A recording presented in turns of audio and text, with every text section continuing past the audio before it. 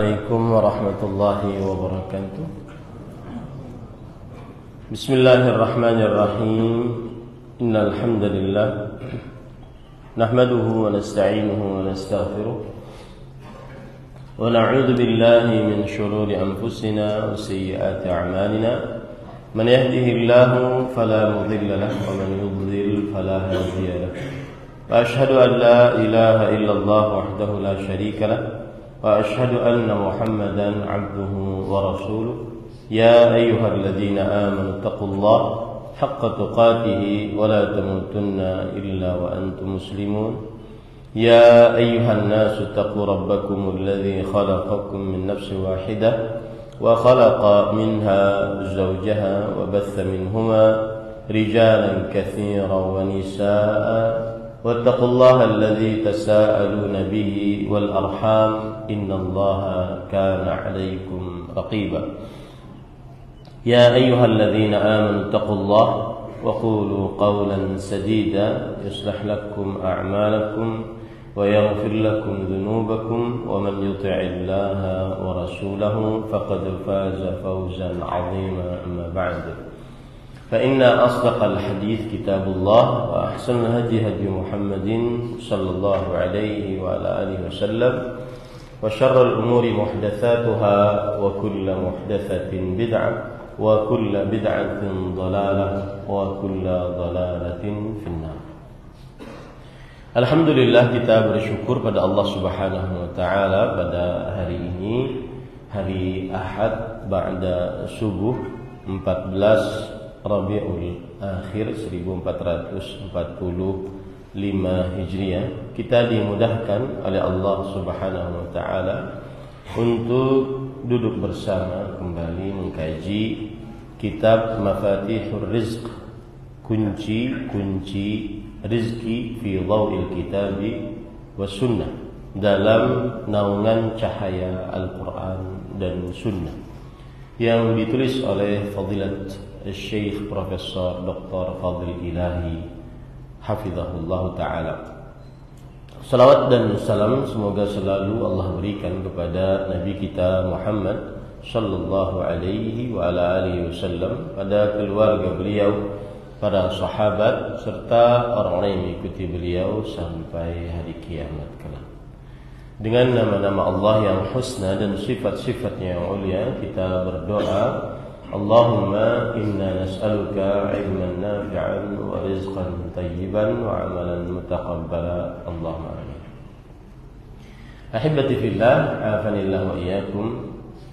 Kita melanjutkan membaca kitab Mafatihur Rizq fi dhawil kitab was sunnah, kunci-kunci rezeki berdasarkan naungan cahaya Al-Quran dan Sunnah.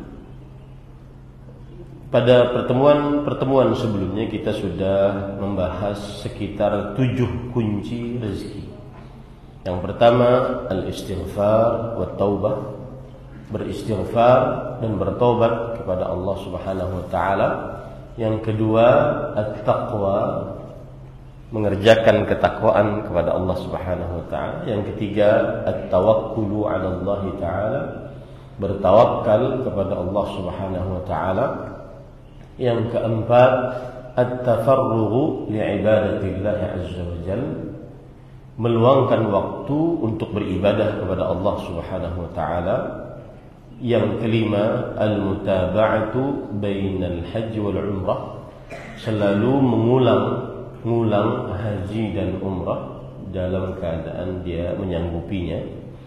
Yang keenam, silaturrahim, menyambung hubungan rahim antar sesama yang memiliki rahim. Yang ketujuh, yang kita sudah sampai padanya adalah al-infaqu fi sabilillah, yaitu menginfakkan harta di jalan Allah Subhanahu wa taala. Pada pertemuan sebelumnya kita sampai poin ini. Dan yang dimaksud dengan menginfakkan harta di jalan Allah adalah menginfakkan harta di jalan yang diperintahkan dan dianjurkan oleh syariat untuk meletakkan harta di situ, seperti bersedekah kepada orang miskin, seperti bersedekah untuk kepentingan kaum muslimin yang berjihad membela agama Allah Subhanahu wa taala. Dan pada pertemuan sebelumnya kita sudah membaca dalil yang pertama yang dibawakan oleh penulis, yaitu surat Saba ayat 39. Wa ma anfaqtum min syai' fahuwa yukhlifu. Apa saja yang kalian sedekahkan, maka Allah akan menggantikannya. Wa huwa khairur raziqin, dan Allah adalah sebaik-baik pemberi rezeki. Al-Hafidz Ibnu Katsir rahimahullah ketika menafsiri ayat ini, beliau mengatakan, mahma anfaqtum min syai' fima amarakum bihi wa abahahu lakum fahuwa yukhlifu 'alaikum fid dunya bil badal wa fil akhirati bil jazaa'i wath thawab kama thabata fil hadis. Maksudnya adalah apapun yang kalian sedekahkan dari apa saja yang Allah Subhanahu wa taala perintahkan dan apa saja yang Allah Subhanahu wa taala bolehkan untuk kalian mensedekahkan harta di situ, maka Allah pasti akan menggantikannya atas kalian di dunia dengan cara Allah ganti yang sudah disedekahkan, dan di akhirat Allah beri pahala sebagaimana disebutkan dalam hadis. Nah, pada pertemuan sebelumnya kita sudah sampai sini. Sekarang kita lanjut.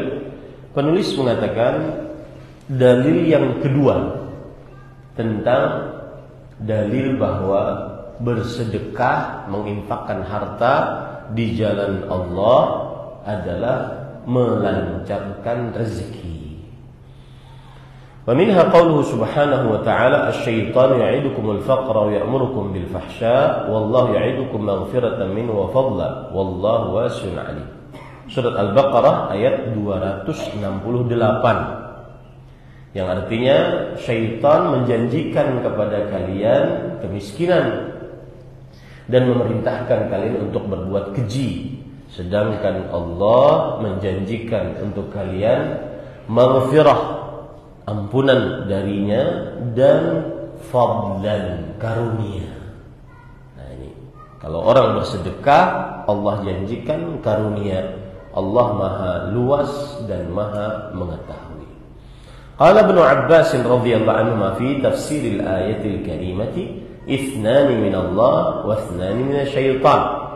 Asy-syaitanu ya'idukumul faqra, yaqulu la tunfiq ma lak wa amsikhu lak fa innaka tahtaju ilayhi.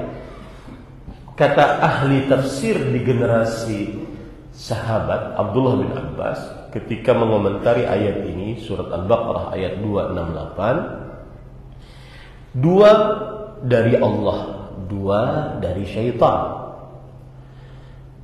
Dari syaitan, syaitan menjanjikan kemiskinan dan perbuatan keji. Kemiskinan maksudnya adalah syaitan mengatakan, jangan engkau bersedekah, menginfakkan hartamu, tahan saja hartamu karena engkau memerlukannya. Kemudian sedangkan Allah menjanjikan dua, maghfirah dan fadlan. Maghfirah ala hadhil ma'asi, Allah menjanjikan bagi siapa yang bersedekah ampunan dari Allah Subhanahu wa taala atas maksiat-maksiat yang sudah dilakukan.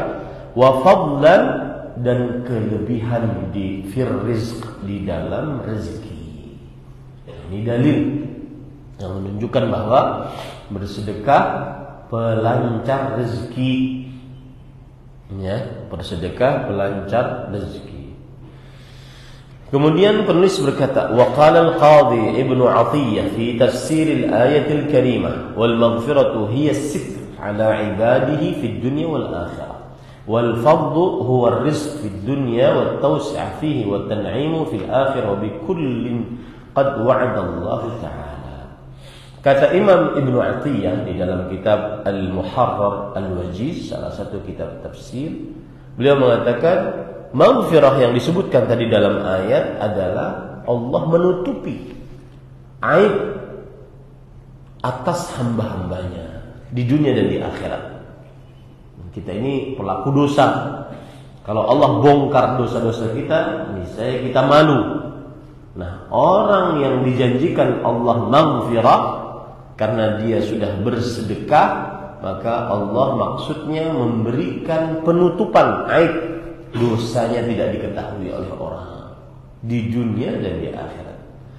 Kemudian yang dimaksud dengan al-fadl dalam ayat tadi yaitu rizki di dunia dan keluasan dalam rizki, kemudian nikmat di akhirat. Dengan begitu Allah telah benar-benar menjanjikan. Nah, ini maksud daripada ayat tadi. Ini menunjukkan bahwa seorang yang bersedekah di jalan Allah Subhanahu wa taala akan diluaskan rezekinya di dunia dan di akhirat. Wa qala al-Imam Ibnu Qayyim al-Jauziyah fi tafsir al-ayat al-karimah, "Hada wa inna wa'adahu lahu al-faqr laysa shafaqatan 'alayhi wa la nasihatan lahu wa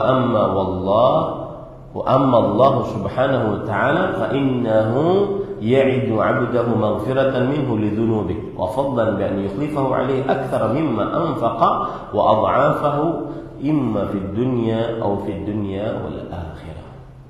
Allah Subhanahu wa taala menjanjikan dalam ayat tadi Al-Baqarah 268 kepada hambanya ampunan dari dosa-dosa dan kelebihan. Maksudnya adalah Allah menggantikan yang lebih banyak dari apa yang ia sedekahkan, berlipat-lipat, baik itu di dunia ataupun di dunia dan di akhirat. Nah, ini mungkin gak masuk akal, Pak.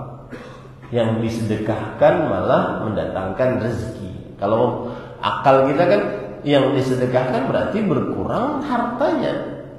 Nah, ini enggak, yang disedekahkan malah menambahkan harta. Nah, itu dalil yang kedua tentang bahwa bersedekah adalah melancarkan rezeki. Dalil yang ketiga, wa minha ma rawahu al-Imam Muslim an Abi Hurairah radhiyallahu anhu yablughu bihi an-nabiy sallallahu alaihi wasallam qala qala Allah tabaraka wa ta'ala ya bani Adam anfiq unfiq alaik. Dan Imam Muslim meriwayatkan dari sahabat Nabi Abu Hurairah radhiyallahu anhu sampai kepada Rasulullah sallallahu alaihi wasallam, Allah berfirman, ini hadis qudsi, wahai anak Adam. Nah, karena enggak mungkin Rasulullah SAW bersabda demikian. Ya, hadis qudsi. Seperti misalkan hadis wahai hamba-hambaku. Nah, ini hadis qudsi. Berarti Allah berfirman. Ya, karena tidak mungkin Rasulullah SAW bersabda demikian. Sedekahkanlah hartamu, aku akan ganti. Anfiq unfiq. Dan gantinya itu langsung, tanpa tunda. Wallahi para ikhwan yang kebiasaan bersedekah, dia paham betul hadis ini. Anfiq unfiq. Yang kebiasaan bersedekah paham betul hadis ini. Ya.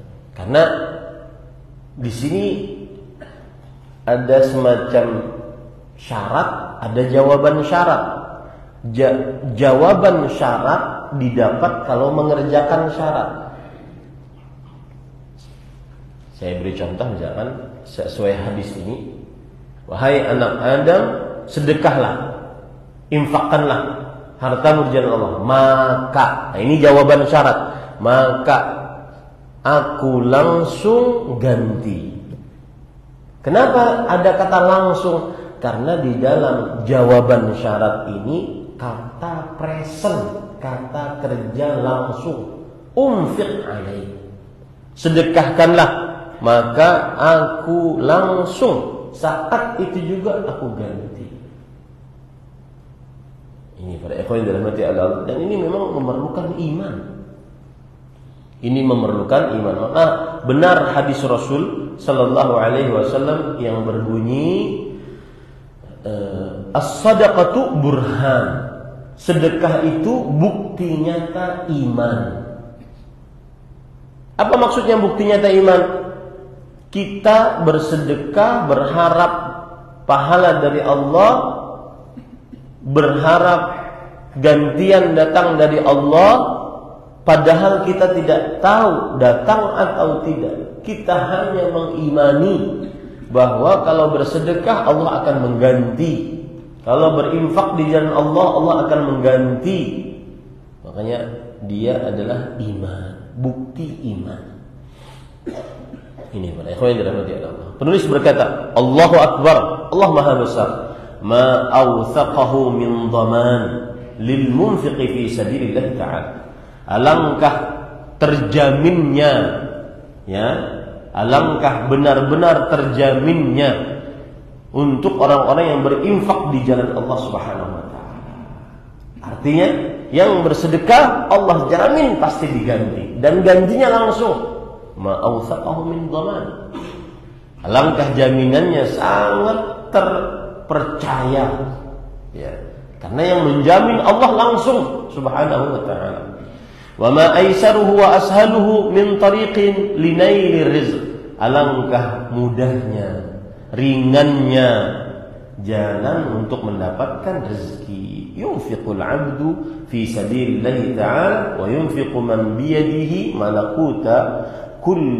malakutu kulli syai'in 'alayhi.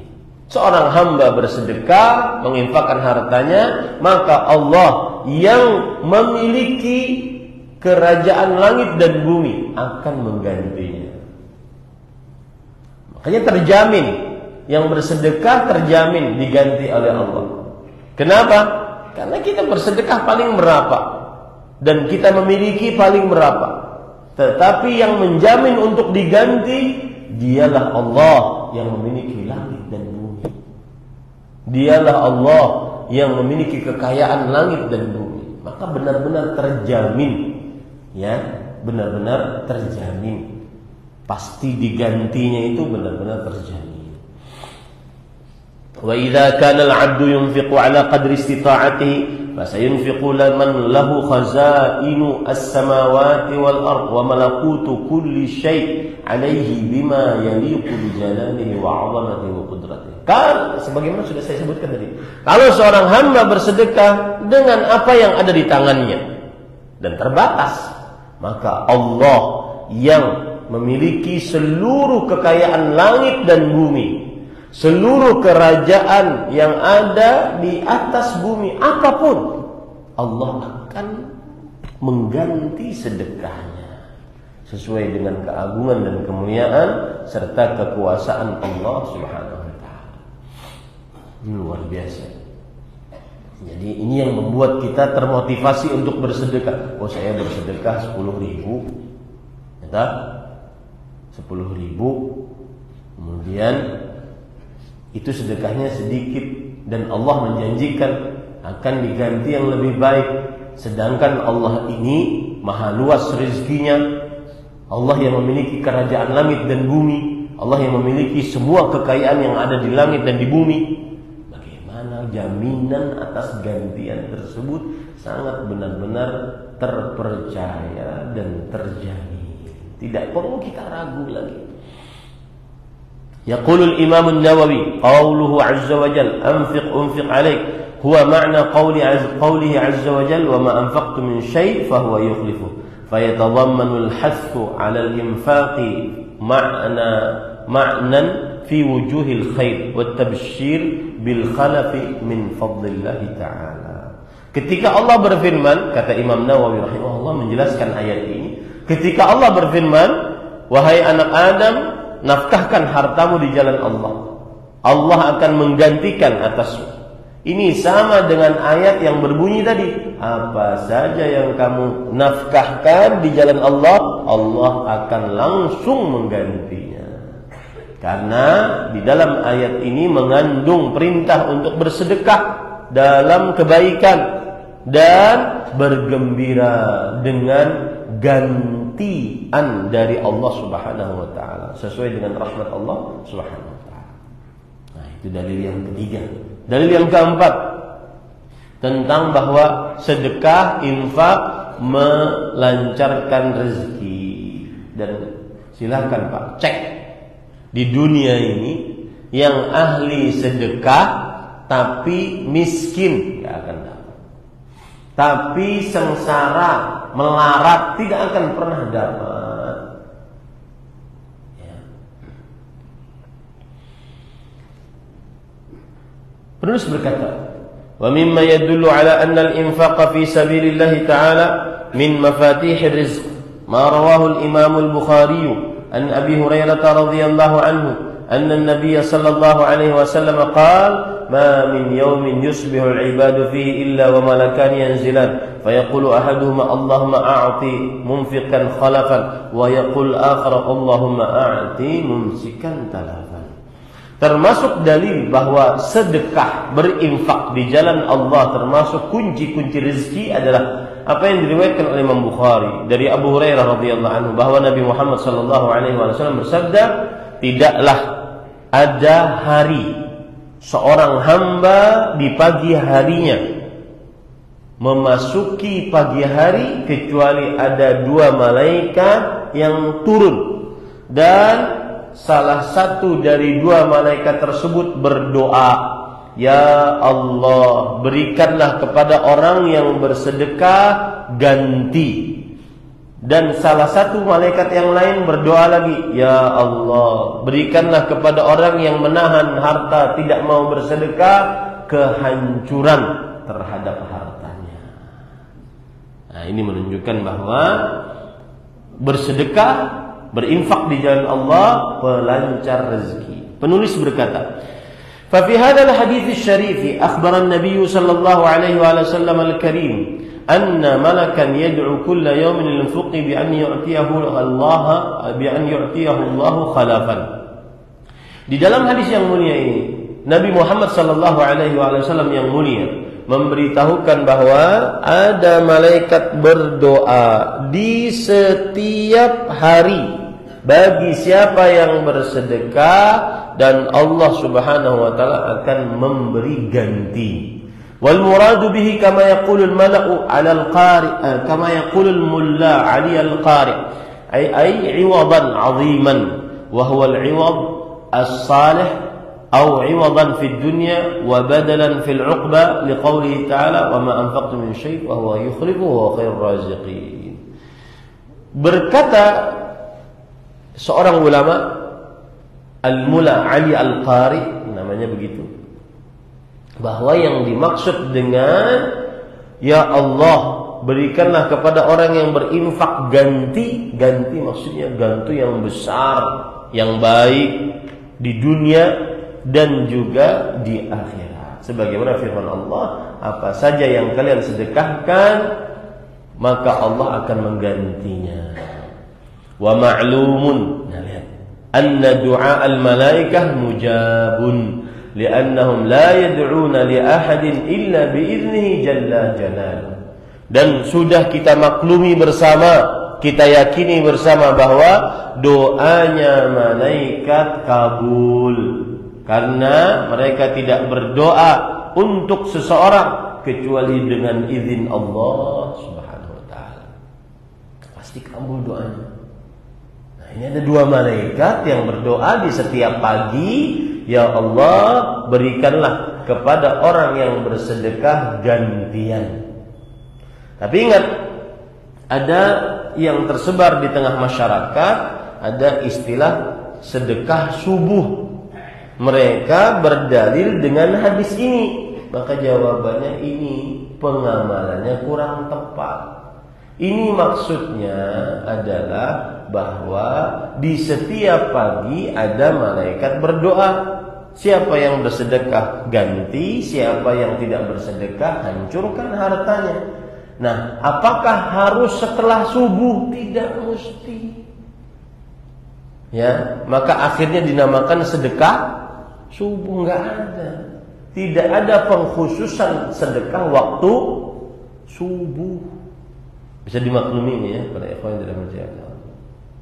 Jadi sebagian orang terlalu inovasinya sangat kuat gitu. Ya. Nggak ada istilah sedekah subuh. Cuma memang di dalam hadis disebutkan tidaklah ada hari yang mana hamba-hamba di pagi hari, pagi kan subuh, di pagi hari ia masuk di dalamnya kecuali ada 2 malaikat yang berdoa. Bukan berarti ada istilah sedekah subuh. Bukan. Cuma di dalam hadis dijelaskan bahwa di pagi hari ada 2 malaikat berdoa. Siapa yang bersedekah diganti, siapa yang tidak bersedekah dihancurkan. Bukan berarti ada sedekah khusus subuh. Nah, bisa dimaklumi ya. Nah,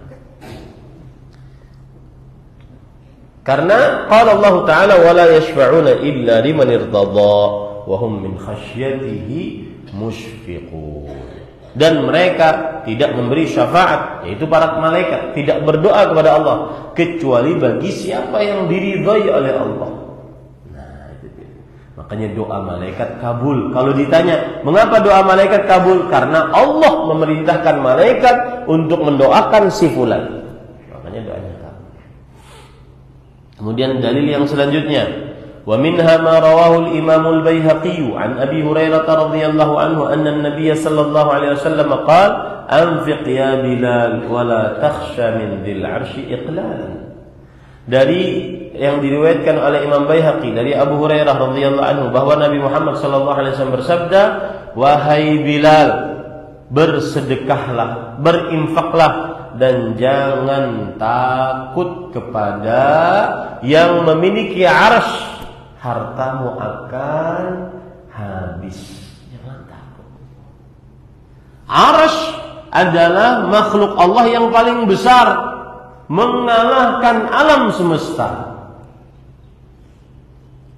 Ya, mengalahkan alam semesta. Kalau ingin tahu besarnya arsy, maka lemparkan cincin di tengah padang pasir. Cincin itu adalah gambaran kursinya Allah. Padang pasir adalah gambaran arsy-nya Allah. Besar. Sedangkan kursinya Allah, jika alam semesta ini dibanding dengan kursinya Allah, seperti satu cincin tadi dengan padang pasir. Jadi subhanallah, besar arsy. Allah sanggup, maha kuasa mengatur arsy, mencipta arsy. Maka jangan takut wahai hamba, bersedekahlah. Karena Allah yang mengatur arsy, Allah subhanahu wa ta'ala pasti sanggup untuk mengganti sedekah engkau. Dan yang menarik di sini, Rasulullah sallallahu alaihi wasallam berkata kepada Bilal, Bilal tidak tergolong orang yang kaya, bahkan termasuk ahlu suffah. Ini menunjukkan bahwa bersedekah bukan hanya untuk orang yang diluaskan rezekinya yang berlebih banyak, tapi berlebih sedikit pun bersedekahlah. Bahkan itu adalah penglancar rezeki. Penulis berkata, ma aqwahu min dhaman, alangkah jaminan yang sangat kuat,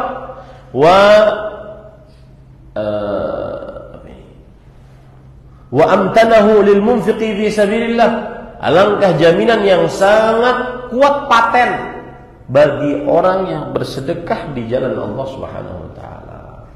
Hal sayakhdhulu dzul 'arsy jalla jalaluhu alladhi anfaqa malahu fi sabilihi subhanahu wa ta'ala fayamutu faqran wa i'daman kalla wa izzatu rabbina wa jalaluhu. Yang artinya, apakah Allah subhanahu wa ta'ala sayukhzil, Allah subhanahu wa ta'ala yang memiliki arsy akan menghinakan, akan merendahkan, menyia-nyiakan, menelantarkan seorang yang bersedekah, menyedekahkan hartanya di jalan Allah Subhanahu wa taala. Lalu orang yang bersedekah tadi akan mati kemiskinan, kemudian ketidakpunyaan. Tidak mungkin itu terjadi. Nah, itu pada ikhwan.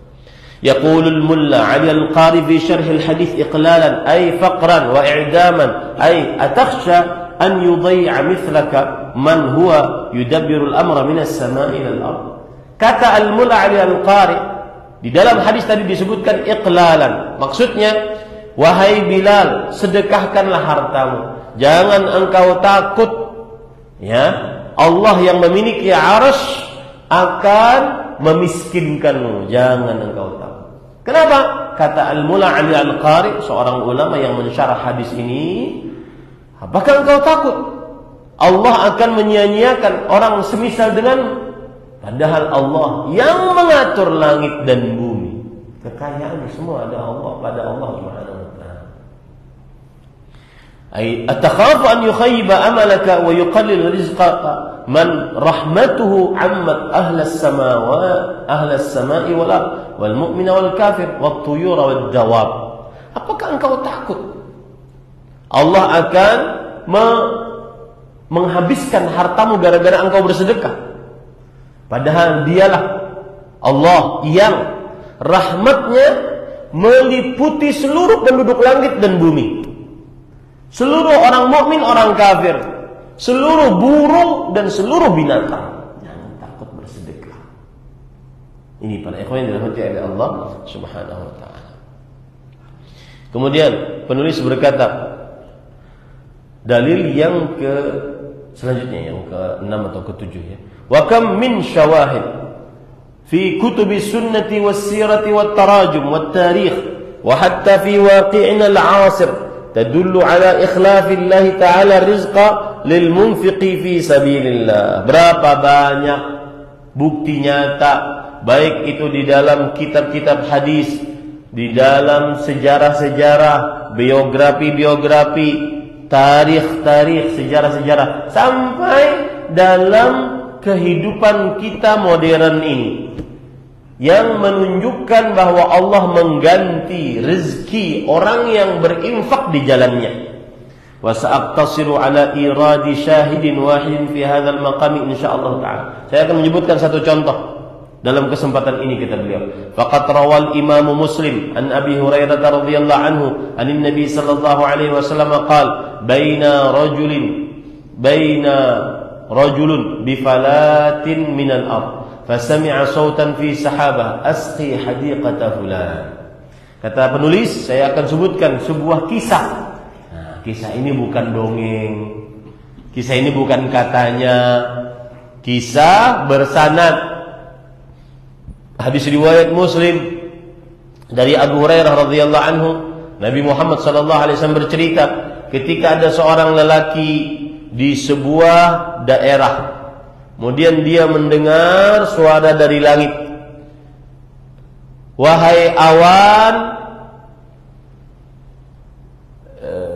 tumpahkanlah atau siramilah kebunnya fulan. Jadi ada seseorang mendengar suara dari langit, kemudian suara tersebut berkata, isqi hadiqata fulan, wahai awan, siramkanlah hujanmu ke kebun si fulan. Disebutkan namanya. Yang mendengar suara itu si fulan ini. Kemudian fatanaha dzalika as-sahab fa afragha ma'ahu fi hurrah fa idza sharjah min tilka asy-syirat qad istaw'abat dzalika al-ma'u kullu. فتتبع الماء فإذا رجل قائم في حديقته يحول الماء بمسحاته فقيل له يا عبد الله ما اسمك. Apa yang terjadi? Maka akhirnya awan berkumpul, lalu kemudian hujan menimpanya, air ditumpahkan kepada sebuah desa sampai airnya penuh di desa tersebut. Lalu kemudian laki-laki tadi mengikuti air yang turun tadi, ikutinya. Ternyata di kebun itu ada seorang lelaki yang sedang menghalau air tadi. Kemudian si laki-laki yang mendengar suara ini langsung bertanya, wahai fulan, hamba Allah, siapa namamu? Maka kemudian si fulan ini menjawab, fulan. Lil ismi alladhi sami'a fis sahabah. Nama saya fulan, sama dengan nama yang disebutkan dari suara langit tadi. Faqala lah "Ya Abdullah, lima tas'alni an ismi?" Lalu si fulan ini bertanya, "Wahai hamba Allah, kenapa engkau bertanya tentang namaku?" Maka si fulan berkata, "Inni sami'tu sautan fis sahab." Aku mendengar suara dari langit, "Alladzi hadza ma'uhu yaqul, isqi hadiqata fulan." Aku mendengar suara dari langit yang inilah air turun. Yang mana suara tersebut berkata, "Siramkanlah ke kebun si fulan. Lismika fama tasna'u fiha." Dia menyebut nama engkau tadi. Apa yang engkau telah perbuat di dalam kebun ini? Kemudian, "Ama idza qulta hadza fa inni anzuru ila makhi yakhruju minha fa atasaddaqu bi thuluthihi wa akulu ana wa iyali thuluthan wa aruddu fiha thuluthah." Adapun kalau engkau benar sebagaimana ceritamu tadi, maka yang aku lakukan adalah aku akan melihat berapa banyak kebunku panen. Sepertiganya aku sedekahkan, dan aku makan bersama istriku sepertiga yang lain, dan aku akan kembalikan sepertiga yang lain. Jadi dibagi sepertiga. Wa fi riwayah waj'al thulutsahu fil masakin wal sa'ilin wa banis sabil. Di dalam riwayat bahwa beliau menjadikan sepertiga itu untuk orang miskin, untuk orang yang minta-minta, dan orang yang habis bekal. Itu kisahnya.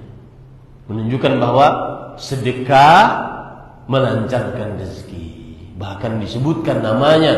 Subhanallah. Yaqulul Imam An-Nawawi rahimahullah, wa fil hadithi fadlu sadaqah wal ihsan ila al-masakin wa abna'is sabil wa fadlu aklil insan min kasbihi wal infaq 'ala al-'iyal. Di dalam hadis ini terdapat berbagai macam pelajaran. Pertama, keutamaan bersedekah, berbuat baik kepada orang miskin, dan juga orang-orang yang kehabisan bekal di perjalanan. Dan di dalam hadis ini juga terdapat keutamaan, maka seorang manusia hartanya yang paling baik dia makan adalah yang hasil usahanya sendiri. Dia bekerja dengan tangannya. Yang ketiga, hadis ini memberikan pelajaran keutamaan menafkahi anak istri. Anak istri lebih didahulukan dibandingkan orang lain, dan itu juga termasuk daripada bersedekah. Nah, ini para ikhwan yang dirahmati oleh Allah Subhanahu wa taala. Baik. Itu adalah kiat yang ke-7 dari lancar rezeki berdasarkan naungan cahaya Al-Quran dan Sunnah. Kiat yang ke-8, al-infaqu ala man tafarraga li talabil ilmi syar'i. Menafkahkan harta untuk membiayai orang yang menuntut ilmu agama. Nah, beruntunglah para orang tua yang anak-anaknya menimba ilmu agama. Ya, sedekahkan harta untuk kepentingan anak-anak yang menimba ilmu agama. Itu pelancar rezeki. Wa min mafatihir rizqi al-infaq ala man tafarraga li talabil ilmi syar'i. Termasuk daripada kunci rezeki bersedekah bagi siapa yang meluangkan waktu untuk menuntut ilmu syar'i. Karena apa? Menuntut ilmu itu perlu waktu yang luang.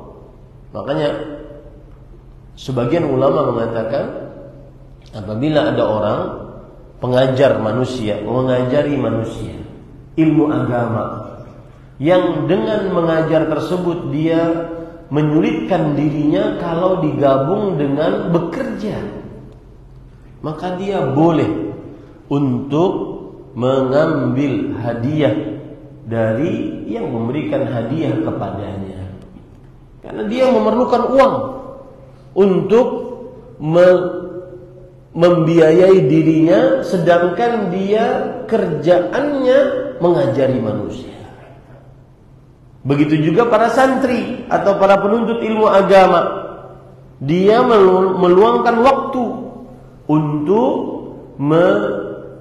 belajar ilmu agama, tidak bisa diselingi dengan mencari rezeki, maka perlu ada orang yang menafkahkan hartanya. Seperti itu. ومما يدل على هذا ما رواه الإمامان الترمذي والحاكم عن أنس بن مالك رضي الله عنه قال كان أخوان على عهد رسول الله صلى الله عليه وسلم فكان أحدهما يأتي النبي صلى الله عليه وسلم والآخر يحترف فشكى المحترف أخاه إلى النبي صلى الله عليه وسلم فقال لعلك ترزق به. Dalil yang menunjukkan bahwa mensedekahkan harta untuk orang yang meluangkan waktu menuntut ilmu agama itu melancarkan rezeki adalah hadis riwayat dua imam, Imam Tirmidzi dan Imam Hakim. Dari Anas bin Malik radhiyallahu anhu, beliau bercerita ada dua saudara laki-laki di zaman Rasul sallallahu alaihi wasallam. Yang satu mendatangi Nabi Muhammad SAW belajar kepada Rasulullah SAW ilmu agama. Yang satu bekerja. Yang bekerja mengeluh kepada Rasulullah sallallahu alaihi wasallam tentang saudaranya yang cuma belajar bersama Rasulullah sallallahu alaihi wasallam. Apakah Rasulullah SAW jawab, semoga engkau yang bekerja diberikan rezeki dengan sebab saudaramu menuntut ilmu agama. Nah, ini pada ikhwan yang dirahmati oleh Allah Subhanahu wa taala. Penulis rahimahullah taala berkata, fa fi hadzal hadits syarif bayyana an-nabiy sallallahu alaihi wasallam liman jaa syakiyan ilaihi bisabab inshighali akhihi fi talab al-ilm syar'i wa tarkihi iyyah munfaridan likasb al-ma'isha annahu kana ma yanbaghi lahu al-man bisabab infaqi ala akhihi dhannan minhu anna ar-rizqa yati bisabab hirfatihi وما يدري أن الله تعالى قد فتح عليه باب الرزق بسبب إنفاقه على أخيه المتفرغ لطلب العلم الشرعي. Di dalam hadis ini Nabi Muhammad SAW yang mulia, semoga salawat dan salam atas beliau, menjelaskan kepada saudara yang mengeluh tentang saudaranya yang cuma duduk menuntut ilmu bersama Rasulullah SAW, sedangkan dia bekerja. Apa yang dijelaskan? Bahwasanya tidak boleh dia menyebut-nyebut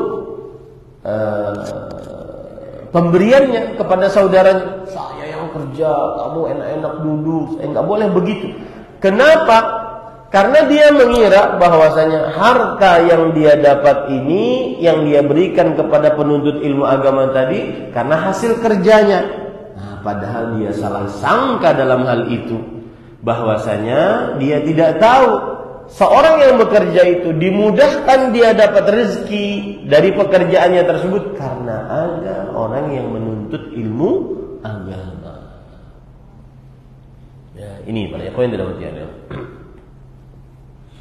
Kemudian penulis berkata, yaqulul mulla 'ala al-qari fi syarh qawlihi sallallahu alaihi wasallam la'allaka turzaqu bihi bi sighatil majhul ay arju wa akhafu annaka marzuqun bi barakatihi la annahu marzuqun bi hirfatika fala tamnun 'alaihi bi san'atika. Berkata seorang ulama yang mensyarah hadis ini, al-mulla 'ala al-qari, yang dimaksud dengan semoga engkau diberi rizki dengannya, disebutkan di sini dalam bentuk fasif, diberi rizki. Maksudnya adalah aku berharap, ya, dan aku khawatir engkau ini diberi rizki dengan berkah saudaramu yang menuntut ilmu. Bukan engkau diberi rezeki karena kamu bekerja. Maka jangan sampai mengungkit-ungkit pemberianmu terhadap saudaramu. Aku yang kerja wahai Rasulullah. Dia enak saja cuma duduk-duduk bersama engkau. Kamu yang kerja dapat rezeki itu salah satu penyebabnya adalah saudaramu yang sedang menimba ilmu agama. Nah, ini para ikhwan. Kemudian wa yaqulu al-'allamatu at-Tibi wa ma'na la'alla fi qawlihi sallallahu alaihi wasallam la'allaka yajuzu an yarji' ila Rasulillah sallallahu alaihi wasallam fayufidu al-qata' wa at-tawbih kama warada fa hal turzaquna illa bi du'afaikum wa an yarji'a lil mukhatabi liyab'athahu 'ala tafakkur wa ta'ammul fayantasif li nafsihi. Kata beliau, ada seorang ulama juga namanya At-Tibi, bahwa maksud dari la'alla dari Rasul sallallahu alaihi wasallam itu bisa kembali kepada Rasulullah sallallahu alaihi wasallam. Maka ini menunjukkan kepada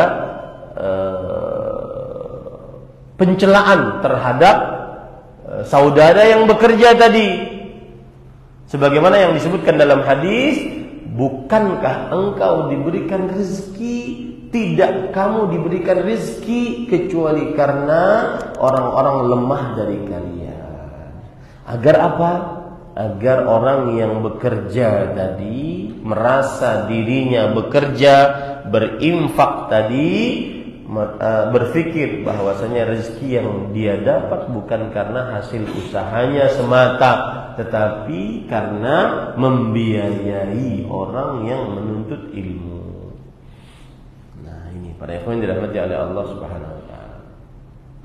Kemudian hadza وقد ذكر بعض العلماء أن المتفرغين للعلم الشرعي يدخلون في من ينطبق عليهم قوله تعالى للفقراء الذين أحصروا في سبيل الله لا يستطيعون ضربا في الأرض يحسبهم الجاهل أغنياء من التعفف تعرفهم بسيماهم لا يسألون الناس إلحافا وما تنفق من خير فإن الله به عليم.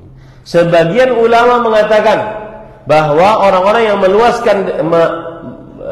meluangkan waktunya untuk menuntut ilmu syar'i masuk ke dalam ayat surah Al-Baqarah ayat 273 ya, yang berbunyi orang-orang miskin yang mereka tertahan di jalan Allah. Nah, ini maksudnya adalah orang-orang yang menuntut ilmu agama.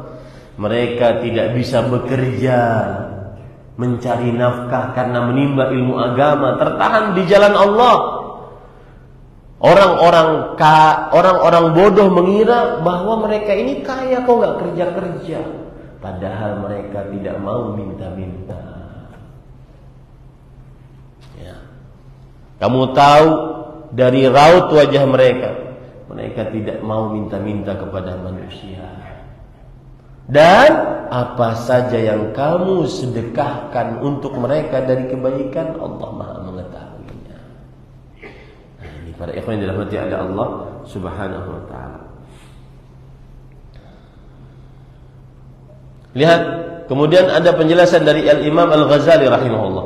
Kama yanbaghi an yatluba bi sadaqati min man tazku bihi sadaqah ka an yakuna ahlul ilm فإن ذلك إعانة له على العلم والعلم أشرف العبادات مهما صحت فيه النية.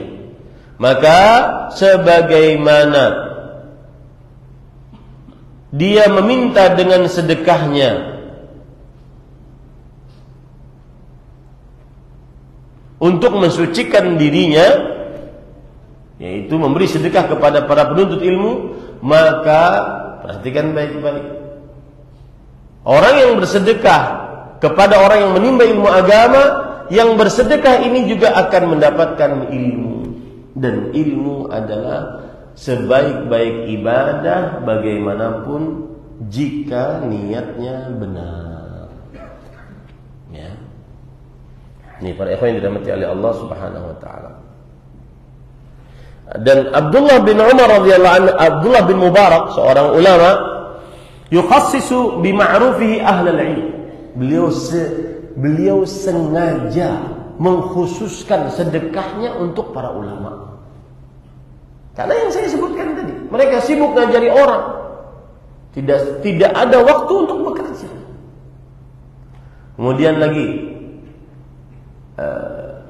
Abdullah bin Mubarak berkata, "Inni la a'rifu ba'da maqamin nubuwah afdala min maqamil ulama." Aku tidak mengetahui setelah kedudukan para nabi ada orang yang lebih afdal daripada kedudukan para ulama. Enggak ada kedudukan yang lebih afdal setelah kedudukan para nabi kecuali kedudukan para ulama. Fa idza ishtaghala qalbu ahadin bihajatihi lam yatafarraq lil ilm walam yuqbil 'ala at-ta'allum fatafrighuhum lil 'ilm afdal. Maka apabila seseorang menyibukkan dirinya dengan hajatnya, dia ingin makan, ingin minum, dia ingin berpakaian, dia harus menafkahi istri, anak. Kalau si ulama ini sibuk juga bekerja, maka akhirnya dia tidak sibuk belajar. Akhirnya dia tidak sibuk untuk mengajar. Akhirnya dia tidak sibuk untuk mengajar. Maka biarkan ulama tersebut sibuk dengan ilmu dan mengajarnya. Ini lebih utama dibandingkan dia menyibukkan dirinya dengan bekerja. Makanya saya sering mengatakan di dalam kajian-kajian, kalau ada ustadz yang sambil kerja, yang sambil jualan, yang sambil dagang, jangan dianggap itu sebuah sesuatu yang wah ustadz ini bagus. Enggak juga. Kenapa? Karena kadang-kadang pengajar dia menyibukkan dirinya. Dari pagi sampai malam dia ngajarin orang. Nggak ada waktu untuk dia bekerja. Nah, kalau ada ustadz kemudian dia berdagang, berarti kurang dia masuk ke dalam pengajaran ini. Paham nggak maksud saya? Ya. Jadi kadang sebagian jamaah mengatakan, wah ini baru ustadz bagus ini. Enggak bersandar kepada amplop. Kenapa? Karena sambil dagang, jualan pentol, cilok. Ya. Maka sebenarnya yang menjadi masalah di situ adalah aib dari jamaahnya. Membiarkan para pengajar kita habis duduk di sini jualan di depan. Ya. Biarkan dia menyibukkan dirinya dengan ilmu dan mengajarkan ilmu tersebut. Ajak ustadznya berkomitmen, ustadz sibukkan dirimu dengan ilmu dan mengajar. Allah Subhanahu wa ta'ala akan memudahkan. Ajak dia seperti itu. Nah ini para ikhwah yang dirahmati Allah. Jadi kadang sebagian orang berkomentar itu provokator gitu. Padahal dia komentarnya tidak di atas ilmu agama. Jangan dikira orang-orang yang mengajar, menyibukkan dirinya dengan pengajaran dari pagi, bahkan setelah sholat subuh. Sebelum sholat subuh dia harus jalan ke tempat-tempat, ke masjid-masjid untuk mengajar orang. Apakah kemudian dia disibukkan dengan bekerja? Kemudian ada komentar nanti bahwasanya, oh ini yang bekerja lebih baik daripada yang tidak bekerja. Ini salah, keliru cara berpikirnya. Keliru cara berpikirnya. Nah ini para ikhwan yang dirahmati oleh Allah. Yang ke-9,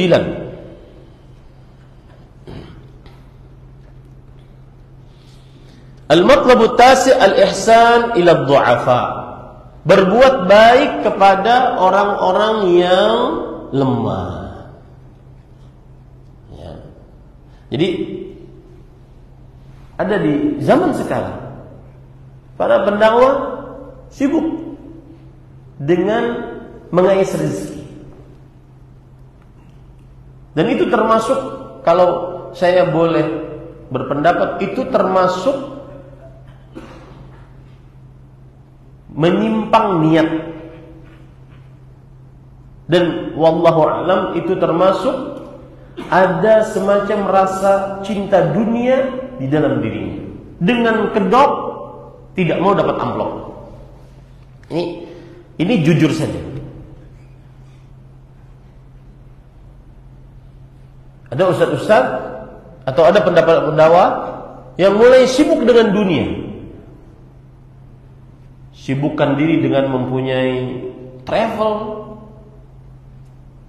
jadi tuan tanah, jadi pedagang, pengusaha. Akhirnya ini sebagai pekerjaan utamanya, menjadi ahli ilmu dan mengajarkan ilmu sebagai pekerjaan keduanya. Ini keliru cara berpikirnya. Paham nggak maksud saya? Yang benar adalah seorang alim menyibukkan diri dengan menuntut ilmu dan mengajarkan ilmu. Dan itu yang terjadi pada para ulama rahimahumullah ta'ala. Tapi sebagian orang kadang-kadang yang berdakwah karena ada semacam ingin lebih dari dunianya, ingin lebih dari perkara-perkara dunia yang dia ingin dapatkan dengan kedok. Saya tidak boleh ngambil dari jamaah amplop. Kedoknya itu. Tapi sebenarnya ada semacam keinginan dunia yang berlebih. Paham gak maksud saya? Ya. Semacam ada keinginan dunia yang berlebih. Maka pada saat itu seorang pendakwah mencukupkan apa yang dia dapat dari Allah Subhanahu wa taala. Saya jujur pernah bertanya kepada Syekh di majelis khusus, kepada Syekh Profesor Dr. Ibrahim bin Amir Rahimi, Syekh kita. Kemudian itu di awal-awal pesantren dan ilmu mau buka tahun 2019. Saya katakan, Syekh, saya ini punya istri, punya anak 4. Kemudian sekarang mau buka pesantren. Dan saya tidak mengambil di pesantren gaji. Saya ngajar 3 hari sepekan di pesantren, secuil pun saya walhamdulillah sampai detik ini tidak bergaji. Tidak ada nama saya sebagai pegawai di pesantren, tapi saya ngajar di pesantren. Saya pimpinan di pesantren. Tapi kan istri saya perlu makan, perlu minum, anak-anak perlu makan, perlu minum, perlu sekolah. Apakah saya berdagang? Apa yang beliau jawab? Iktafi bima a'taqallah azza wa jalla. Cukupkan dengan apa yang Allah Subhanahu wa taala berikan kepada engkau. Dikuncinya ada pada qanaah. Kalau seseorang menyibukkan dirinya dengan ilmu dan mengajar ilmu, jangan dicela ustaz tersebut. Kok ustaz nggak kerja sih? Memang kerjanya itu ngajari umat.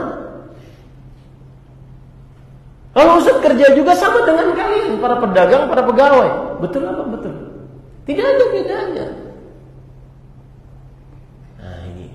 Jadi jangan provokator jadi jamaah. Oh ini baru ustaz mantap nih. Ngajar sambil berdagang juga, ngajar sambil jualan juga, jualan bakso, nggak malu-malu. Ya. Maka pada ikhwan yang dirahmati oleh Allah Subhanahu, ada seorang yang dia hampir 20 jam ngatur lembaga pendidikannya. Itu pun dia tidak mengambil. Bahkan Syekh tadi mengatakan, iktafi bima ataqallah, iktafi bima akhadta minal ma'ad. Cukupkan dengan apa yang Allah berikan kepada engkau. Cukupkan dengan apa yang engkau dapatkan dari pesantren. Dia sekarang tidak dapat dari pesantren sama sekali. Tidak ada, ini tahaddusan dunia, tidak ada nama Ahmad Zainuddin sebagai pegawai di pesantren. Saya ngajari anak bapak ibu tanpa ada secudi pun.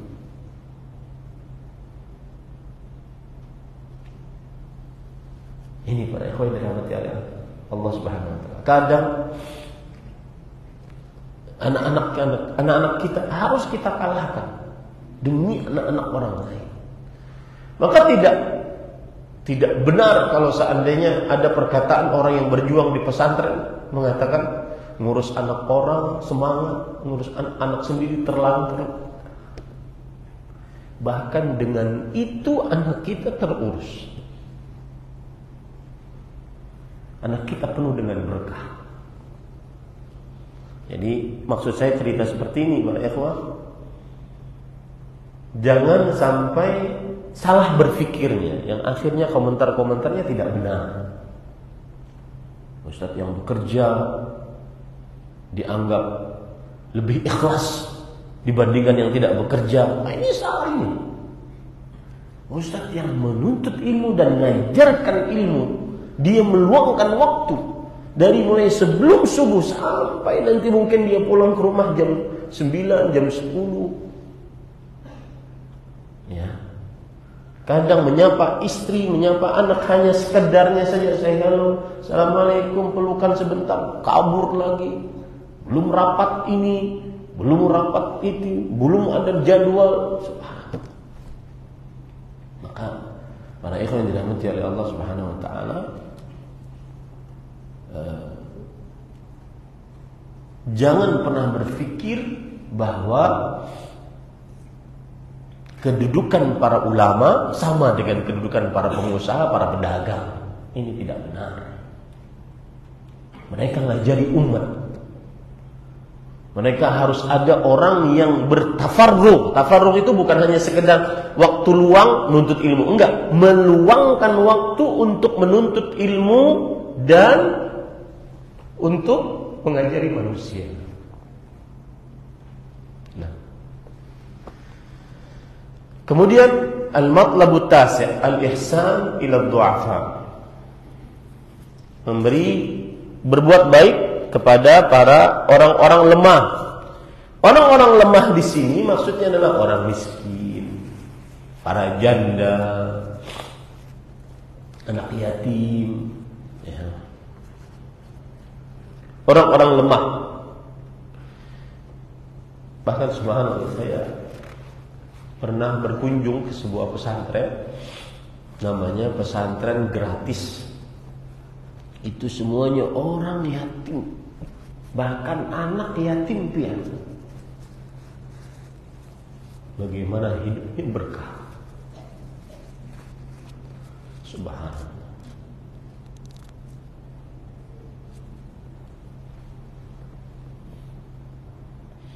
Maka usahakan cari orang lemah yang benar-benar lemah, maka biayai. Itu pendatang rezeki paling luar biasa.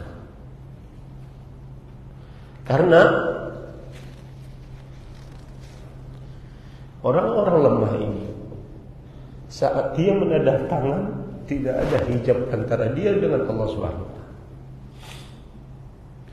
Rasulullah SAW bersabda, hal tunsarun wa turzaqun illa bidu'afaikum. Bukankah kalian diberikan kemenangan, diberikan rezeki? Tidak ada cara untuk diberikan rezeki kecuali melalui orang-orang lemah di antara kalian. Ini para ikhwan yang dirahmati oleh Allah. Yang ke-10, yang terakhir adalah al-muhajirah fi sabilillah ta'ala. Berhijrah karena Allah Subhanahu wa taala.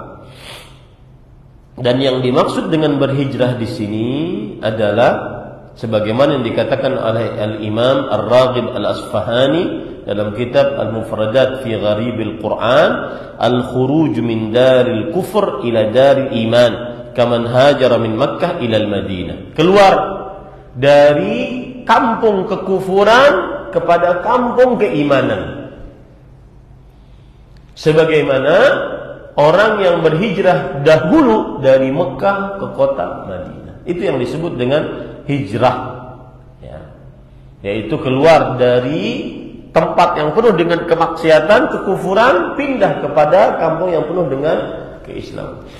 Di zaman sekarang saya pernah Pak ke sebuah negara kafir, maju negaranya, dan yang aneh, sebagian kaum muslimin bahkan dari negeri kita, mereka datang ke sana untuk tinggal di sana. Negeri yang mayoritas kafir, minoritas muslim, dan dia sekonyong-konyongnya mau tinggal di sana. Ini kebalikan dari apa yang kita sebutkan. Makanya kadang-kadang kehidupannya tidak pernah puas. Bahkan kadang-kadang datangnya itu dengan cara licik.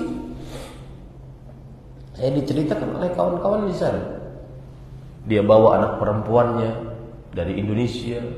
Kan di dalam syariat Islam ada namanya khitan bagi perempuan. Dan di dunia barat, khitan bagi perempuan itu adalah termasuk mutilasi dan pelanggaran HAM. Maka dia bawa anak perempuannya ke daerah tersebut. Kemudian dia mengadu kepada orang kafir. Anak saya perempuan ini mau diintimidasi, mau dimutilasi, kemaluannya mau dikhitan. Maka orang kafir yang punya organisasi ini menampung mereka. Ini kejadian nyata, nampung mereka, diberi makan, kemudian diuruskan agar tinggal di negara tersebut. Akhirnya lama-kelamaan mereka tinggal di situ, punya residen permanen. Akhirnya beranak pinak di situ. Lebih suka tinggal di negeri yang mayoritasnya orang kafir dibandingkan yang minoritasnya orang muslim. Ya. Yang mana Rasulullah SAW bersabda, "Ana bari'un mimman ya'isu baina dhahranayil musyrikin." Aku berlepas diri dari orang yang hidup di tengah orang-orang musyrik. Ini para ikhwan yang dirahmati oleh Allah Subhanahu wa ta'ala. Yang semestinya harus ada adalah nyaman tinggal di tengah orang-orang muslim dengan segala macam kesulitan ekonomi yang ada. Dia bisa mengerjakan syariat-syariat Islam dengan mudah. Semestinya seperti itu. Ini tidak, malah ingin hijrah ke negeri kafir, ke negeri mayoritas orang-orang kafir di dalamnya, yang sangat sulit. Nanti pas kita datang ke sana, pertanyaan paling sering ditanyakan kepada ustadz yang diundang apa? Ustadz, apa hukumnya tinggal di sini? Sudah tahu aja tuh. Cuma karena hawa nafsu. Ya, karena hawa nafsu. Ini para ikhwan dirahmati Allah. Alhamdulillah selesai. Semoga yang disampaikan bermanfaat. Dan dalilnya belum ya, dalil yaitu surah An-Nisa ayat 100. Kiat dari berhijrah adalah mendatangkan rezeki. Wa man yuhajir fi sabilillah yajid fil ardi muragaman katsiran was'a. Siapa yang berhijrah di jalan Allah, pasti dia akan mendapatkan di atas muka bumi ini muragaman katsiran was'a. Muragaman katsiran artinya adalah ganti yang baik, yang banyak. Wasa' keluasan rezeki. Sebagaimana yang ditafsiri oleh Abdullah bin Abbas radhiyallahu anhuma, kemudian Ar-Rabi', kemudian Imam Ad-Dhahhak, Atha bin Abi Rabah, dan jumhur ulama umat Islam. Alhamdulillah, meskipun nomor 8 dan nomor 9 dan 10 tidak kita baca kata per katanya, tetapi poinnya selesai. Dengan ini kita selesaikan pembacaan kitab Mafatihur Rizq fi Dhaw'il Kitab wa Sunnah yang ditulis oleh Fadilat Syekh Profesor Dr. Fadil Ilahi pada hari Ahad ba'da subuh 14 Rabiul Akhir 1445 Hijriah. Semoga ilmu yang kita pelajari bermanfaat dan semoga Allah Subhanahu wa taala melancarkan rezeki kita. Wallahu a'lam wa sallallahu nabiyana Muhammad walhamdulillahi rabbil alamin.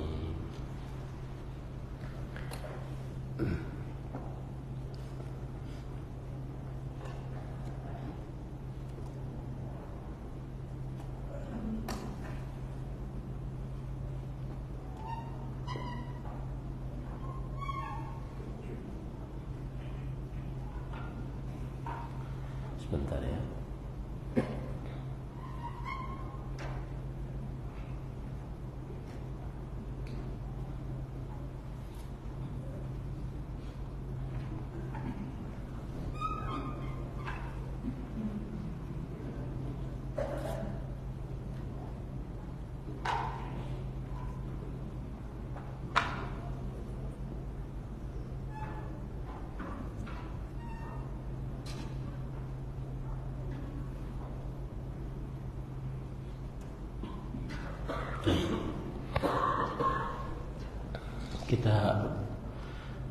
Istri memberi uang mertuanya ini dihitung sedekah atau nafkah? Maka jawabannya dihitung sedekah. Karena yang wajib memberi nafkah kepada mertua adalah anak si mertua. Adapun istri orang lain, ini dihitung sedekah. Tapi sebentar dulu, apa bedanya sedekah dan nafkah? Siapa yang masih ingat? Awal kita pelajari. Sedekah pemberian kepada orang lain berharap pahala. Nafkah adalah sedekah yang wajib kepada orang lain yang di bawah tanggung jawab kita. Ya, sedekah saya memberi kepada sampean dan saya berharap pahala. Itu sedekah. Nah, nafkah saya memberi yang wajib, hukumnya wajib kalau nafkah itu kepada orang yang di bawah tanggung jawab saya. Orang yang di bawah tanggung jawab saya siapa? Istri. Saya wajib menafkahi. Tanggung jawab saya itu. Anak. Saya wajib menafkahi, tanggung jawab saya. Itu 2 poin. Orang tua wajib dinafkahi oleh sang anak ketika orang tua sudah tidak sanggup lagi bekerja. Jadi anak pada waktu itu tidak boleh dia hitung-hitungan tuh. Dan itu kewajiban. Kalau sudah orang tua pensiun, nggak ada pekerjaan, perabotan rumah sudah mulai dijual, rumah bahkan dijual, dia bahkan tinggal di tempat anaknya. Anaknya wajib memberikan nafkah pada orang tuanya. Nggak boleh hitung-hitungan itu. Karena itu kewajiban. Itu yang ketiga. Yang keempat, yang wajib dinafkahi juga adalah adik. Adik di sini ada 2. Adik laki-laki wajib dinafkahi hanya sampai kepada jika dia sudah baligh. Kalau sudah baligh, maka adik laki-laki tidak wajib dinafkahi. Artinya kalau kakak tidak menafkahi adik laki-laki yang sudah baligh, tidak berdosa dia. Kalau dia belum punya pekerjaan. Ya. Adapun adik perempuan yang wajib dinafkahi sebelum dia memiliki suami. Mau dia sudah balik atau belum, tapi kalau dia belum ada yang menafkahinya, maka kakak laki-lakinya wajib menafkahi adik perempuan tersebut. Dan ini berdasarkan ijma'. Kalau dicari dalilnya enggak ada, tapi ijma'. Wallahu a'lam. Saya mempunyai orang tua yang beragama Nasrani. Setiap saat saya meminta berdoa kepada Allah agar orang tua saya dapat hidayah untuk dapat memeluk agama Islam. Namun hal itu belum tercapai hingga saat ini. Yang saya takutkan orang tua saya meninggal dalam keadaan non-muslim. Dan jika memang itu terjadi, bolehkah saya mendoakan orang tua saya agar dapat diampuni dosa-dosanya selama di dunia? Maka yang paling utama dikerjakan oleh seorang anak yang orang tuanya Nasrani sekarang berdoa. Dan jangan sampai ada lagi pertanyaan ini. Ustaz, saya sudah doa tapi sepertinya belum tercapai sampai sekarang. Itu yang menahan doanya dikabulkan. Doalah terus. Allah mahdi abi, Allah mahdi ummi. Ya Allah beri petunjuk kepada bapakku, yang beri petunjuk kepada ibuku. Terus doakan orang tua. Itu yang paling utama. Yang kedua sekarang adalah husnudzan kepada Allah, berbaik sangka kepada Allah Subhanahu wa taala. Adapun nanti kalau sudah meninggal, maka dilihat nanti meninggalnya apa. Ya. Jangan sampai berpikir macam-macam. Tapi jika Allah bertakdir orang tua tersebut meninggal dalam keadaan kafir, belum masuk Islam, maka tidak boleh kita beristighfar kepada Allah untuk orang tua kita yang meninggal dalam keadaan kafir. Rasulullah Allah Subhanahu wa taala berfirman, "Makana lin nabi wal ladzina amanu an yastaghfiru lil musyrikin walau kanu ulil qurba." Tidak pantas untuk nabi dan orang-orang beriman beristighfar untuk orang-orang musyrik meskipun mereka kerabat. Tetapi jangan pikirkan itu. Yang ada harus dalam benak kita adalah berdoa, mendoakan, kemudian berbaik sangka kepada Allah. Dan Allah jika memberi petunjuk kepada seseorang, tidak ada yang bisa untuk menolaknya. Saya bekerja sebagai guru TK. Baru-baru ini ada perlombaan antara guru-guru dalam membuat alat permainan edukatif, dan saya membuat permainan ular tangga yang mana di sana ada dadunya. Apa hukum permainan yang saya buat? Mengingat permainan dadu tidak diperbolehkan, maka ini tidak boleh, walaupun tidak ada judinya, karena semua permainan dadu diharamkan dalam agama Islam. Ada hadisnya,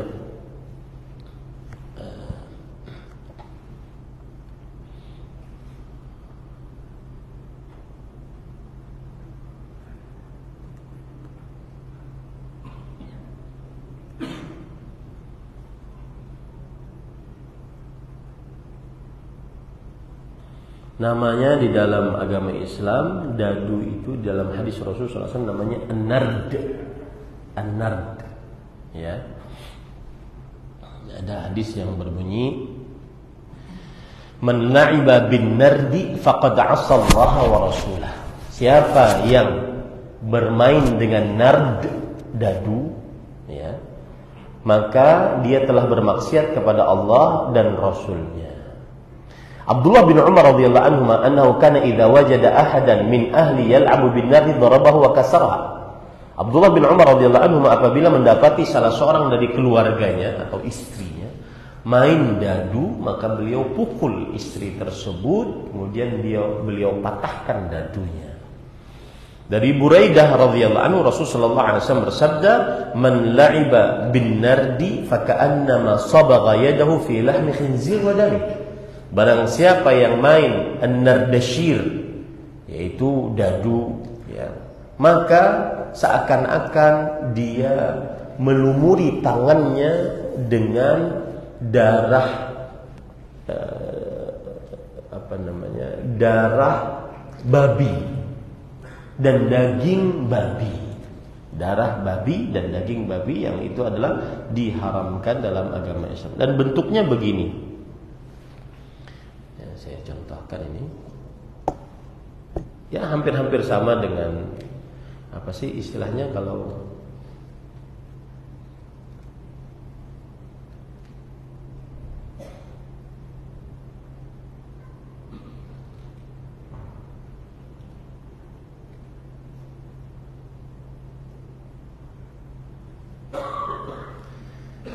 apa istilahnya permainannya namanya, yang ada duit-duitnya, duit palsu biasanya, monopoli. Nah, itu termasuk di dalam.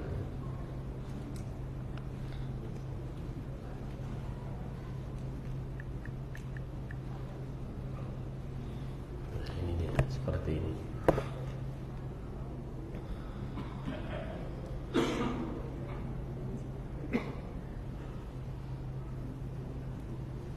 Ini juga.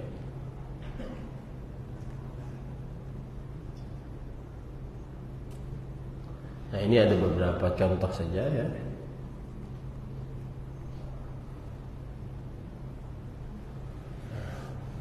Seperti ini, ya. Kemudian seperti ini, ya, contoh an-nardashir. Dan ini beda dengan catur. Catur syatranji itu juga terlarang dalam agama Islam. Nah,